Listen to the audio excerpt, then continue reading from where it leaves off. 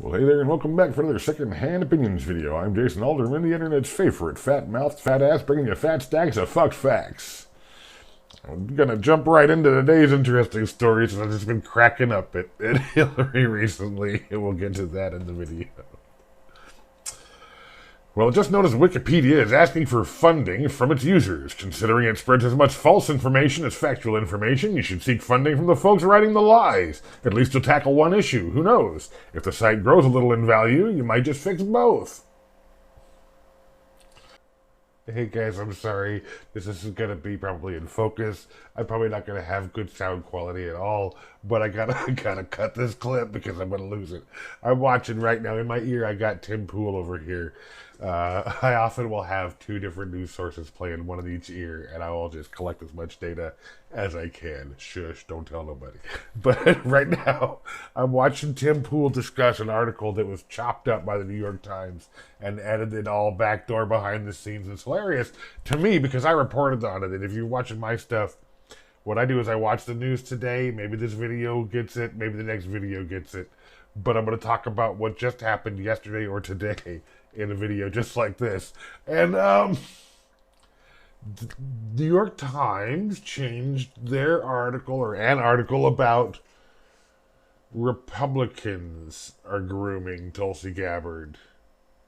No, it wasn't a typo, and there wasn't an editorial note, there wasn't a thing that said we screwed up, there's no correction or whatever. They hid this. The first article said Russians, and many others have claimed the same space.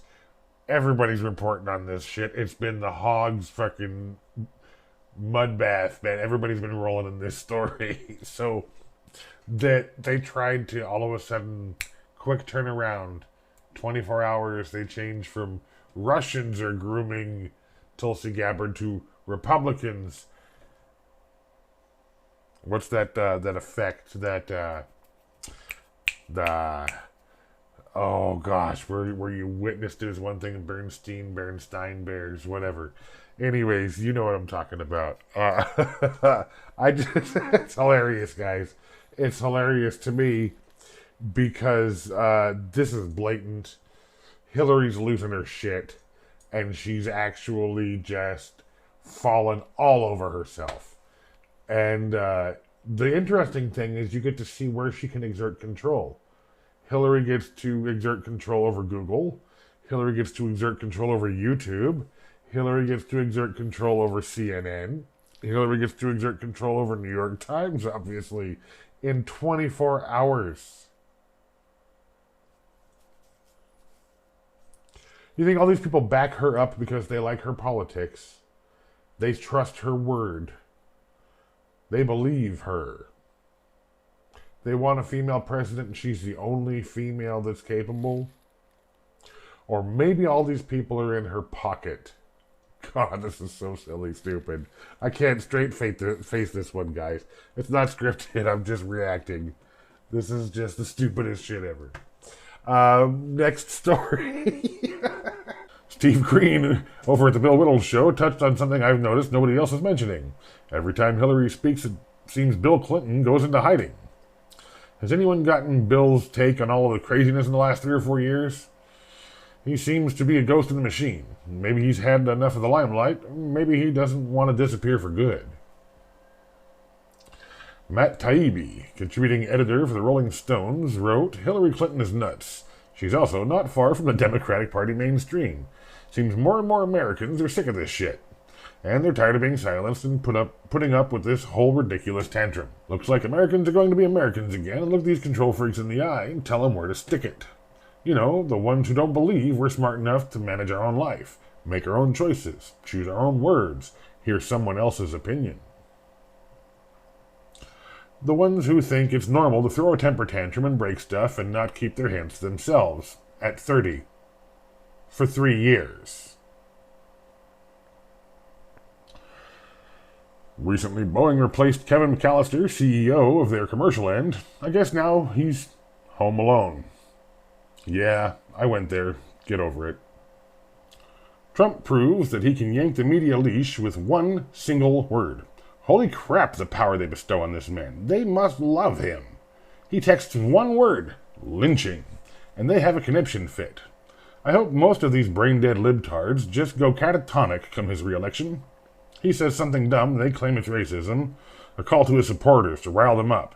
Hilariously, they brought the racism to this shindig, and they seem to be the only ones getting riled up. Long blood-stained sand. President Trump speaks about Syria.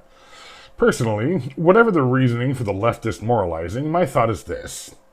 If your point is on keeping your word or an argument of honor, I want you to have that conversation with the parent of a fallen soldier.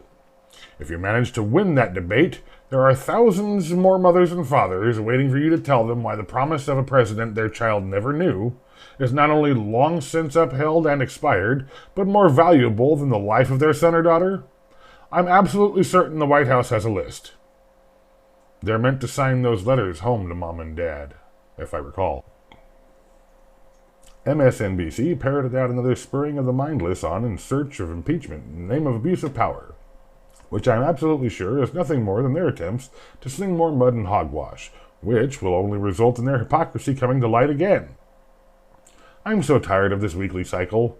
Next week, Pelosi says no. Then, yes, we got him this time. Then Trump says best thing about taking the next step is I get to ask questions too, and Pelosi backs down within a week.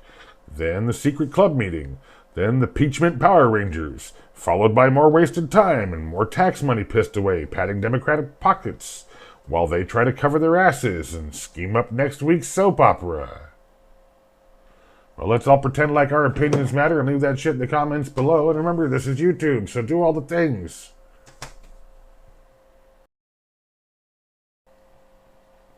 Long, blood-stained sand.